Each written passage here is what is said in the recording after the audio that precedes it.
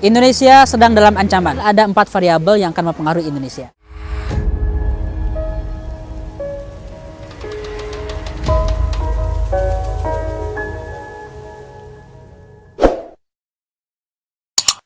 Indonesia sedang dalam ancaman. Negeri ini tidak sedang baik-baik aja. Mungkin kita nggak nyadar. Kita nongkrong sehari-hari, ngobrol di kafe, main game, atau bermain di medsos. Tapi sebetulnya, kalaupun kita punya cita-cita, punya rencana karir, tidak seindependen itu. Kita dipengaruhi oleh faktor-faktor eksternal, faktor global, yang akan mempengaruhi nasib bangsa Indonesia. Minimal ada 4 variabel yang akan mempengaruhi Indonesia. Pertama, faktor geopolitik. Yang kedua, demografi. Yang ketiga, krisis ekonomi atau climate change. Geopolitik. Geopolitik adalah hal-hal yang terjadi di luar sana, konstelasi global yang akan berpengaruh pada Indonesia. Misal, nyadar nggak kita, di Laut Cina Selatan sekarang, saat ini sedang mondar-mandir kapal induk Cina yang mengancam eksistensi Amerika di lautan Pasifik. Dan ini membuat Amerika geram, membuat Amerika tersaingi, karena ini adalah jalur perdagangan yang dirancang oleh Tiongkok untuk menjadi proyek obor, One Belt, One Road Initiative. Mereka memiliki proyek jalur perdagangan, jalur sutra kuno melalui Timur Tengah, melalui Asia, Timur Tengah sampai ke Eropa, dan juga melalui jalur laut, melalui Samudra Pasifik, Samudra Hindia, semuanya digarap. Ini semuanya akan membuat dominasi ekonomi Amerika terganggu, membuat tegang. Kalau ada perang antara Amerika dan Cina, kita mungkin nggak akan ikutan, tapi Indonesia akan terdampak karena perangnya dekat dengan Indonesia. Jadi minimal ekonomi kita akan terganggu oleh itu. Memahami geopolitik, kebutuhan kita, kebutuhan kita para pemuda, karena yang terjadi di luar sana akan berpengaruh kepada kita. Konstelasi yang panas di Afghanistan, di Timur Tengah, dimanapun, sedikit banyaknya mempengaruhi Indonesia. Yang kedua, ada faktor climate change. Dunia ini hanya satu. Kalau ada kebakaran hutan di sebuah negeri, tetangganya akan merasakan asapnya.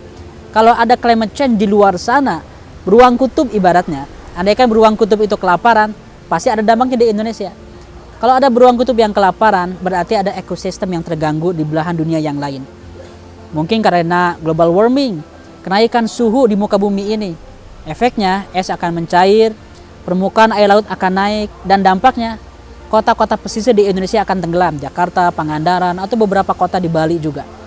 Ini berdampak bagi kehidupan Indonesia yang mayoritasnya tinggal di dekat laut. Banyak kota-kota yang dekat laut. Jadi climate change ini adalah isu internasional yang sedang hot. Harusnya kita mulai berpikir, kita harus memberikan solusi-solusi, berkontribusi juga untuk menanggulangi climate change ini. Bukan hanya sebagai followernya, bukan hanya kita bangga ada mobil listrik di Indonesia sebagai konsumen, sebagai pembelinya, kita bangga dengan itu nggak cukup. Kita perlu merancang satu strategi besar bagaimana Indonesia menjadi kontributor dalam penanggulangan global warming dan climate change. Kita menjadi partisipannya, bukan hanya follower dan juga penunggu. Yang ketiga, ada faktor krisis ekonomi.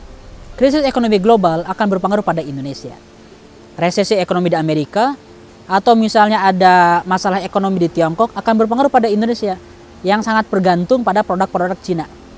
Jadi sebetulnya kalau kita ingin merancang bisnis, visi ekonomi ataupun visi ekonomi Indonesia itu sangat bergantung pada tingkat ekonomi regional dan kondisi ekonomi dunia. Itu perlu diperhatikan. Contoh kecil aja misalnya. Sekarang teknologi-teknologi modern itu memberikan disruption, mengubah cara kita bermedsos, mengubah cara kita dalam e-commerce, mengubah cara kita untuk berbisnis, bahkan lapak-lapak yang offline, kedai-kedai akan berubah menjadi online. Itu karena ada disrupsi teknologi. Kebayang nggak? Kalau Indonesia yang sangat bergantung pada teknologi luar sana, tiba-tiba misalnya karena krisis atau perang misalnya, karena krisis ekonomi atau krisis keamanan, tiba-tiba Indonesia diputus jaringan internetnya. Kita tidak memiliki akses terhadap internet. Kayaknya yang pertama kali nangis itu Atta Halilintar dan Deddy Corbuzier. Nggak ada lagi YouTube. Karena ekonomi global itu berpengaruh pada Indonesia. Jadi memahami ekonomi global, bagian dari kita untuk merancang visi Indonesia. Agar jangan Indonesia ini sedang menuju krisis, sedang menuju masalah besar, tapi kita tidak nyadar. Yang keempat, faktor yang mempengaruhi bangsa kita adalah demografi. Kita sering digadang-gadang akan menjadi bangsa yang besar karena jumlah anak mudanya banyak. 60-80 juta sekarang jumlah milenial itu. Ini jumlah yang sangat promising, Ini akan membuat sebuah negeri itu memiliki tenaga kerja, tenaga produktif. Puncaknya nanti di tahun 40, tahun 50-an, tahun 30 sampai 40-an, Indonesia akan mengalami bonus demografi. Anak-anak punya banyak. Tapi saya mengajukan pertanyaan kritis. Anak-anak muda yang banyak itu apakah jaminan bagi kemajuan bangsa? Apakah jaminan bagi leadership Indonesia? Atau jangan-jangan anak muda yang banyak itu menjadi kuli-kuli baru, menjadi tim yang mengerjakan proyek orang lain, menjadi follower baru. Indonesia tidak cukup hanya punya anak muda. Yang dibutuhkan oleh bangsa ini adalah anak muda yang memiliki gagasan besar dan siap menjadi pemimpin. Bahkan siap menjadikan Indonesia sebagai alternatif kekuatan global baru. 4 variabel ini tema besar. Masalah climate change, masalah geopolitik, ekonomi, dan juga demografi. Masalahnya kompleks, tapi memahami kompleksitas adalah bagian dari kita, adalah cara kita untuk memahami persoalan. Guru-guru saya dulu di Al-Azhar mengajarkan fahmus su'al nisful ijabah. Memahami persoalan adalah setengah dari jawaban. Jadi sebelum kita merancang visi Indonesia, sebelum kita menggagas narasi besar Indonesia, mari kita fahami dulu kompleksitas permasalahan yang sedang kita hadapi. Saya mengundang besok, saya akan membuat sebuah acara dengan Elite Circle. Gerakan Elite Circle ini akan membuat sebuah diskusi, dialog bersama sahabat saya, Dr. Dwi Indra Purnomo dari Unpad, founder dari The Local Enablers.